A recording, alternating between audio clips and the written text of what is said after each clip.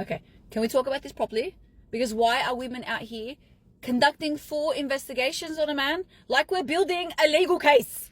He didn't call because he was tired. He forgot because he was stressed. He lied, but he had trauma. He disrespected me, but he didn't mean it. Like, at what point do we stop psychoanalyzing him and just start observing him? Because I hear this all the time as a therapist. I'm just confused. I don't know what to do. And I'm like, okay, if we pack your emotions in a box for a second and we move their emotions, has the behavior changed?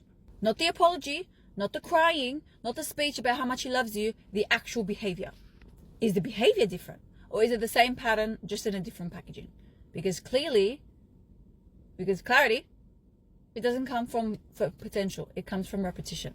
Humans are creatures of change. We are creatures of repetition and patterns. And as I say this as a therapist, confusion usually is not confusion.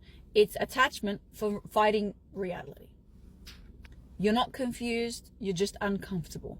You're uncomfortable with admitting that this actually might be who he is. And once you admit that, now you have to decide whether his behavior aligns with your standards. And some of you don't even know what your standards are, because you've been just so busy adjusting to his or to others. And if I'm completely honest for a second, if every single time he crosses a line and nothing happened, you trained him. If you tolerate things that you'd let your sister leave over, you trained him. And then we sit there like, why does he think that this is okay? Because it's always been okay. We teach people how to treat us through what we constantly allow.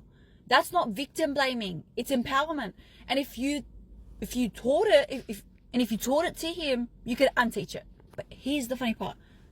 That requires boundaries. And boundaries, it's not about you being dramatic. It's about you having standards. Your boundaries are your standards. It's the bare minimum. And some of you don't even have that. And you don't need patience. What you really need is to stop abandoning yourself to keep someone else comfortable. That's a real issue that no one wants to talk about. You're not confused about him. You're confused because you never practiced choosing you. Real self-esteem isn't he chooses me. Self-esteem is I choose what I accept. And the real question here is if he changes, if the real question is if he never changes ever, would you still stay? Bear with me for a moment. Remove the fantasy. Remove the potential. Remove what if he becomes better? If this version stays the same for the next 5 years, are you okay with that? And that answer will become very clear. Is it inconvenient? Yeah, probably. But clarity feels brutal when you've been surviving on hope. And you can't live in the present if you're relying on delusion.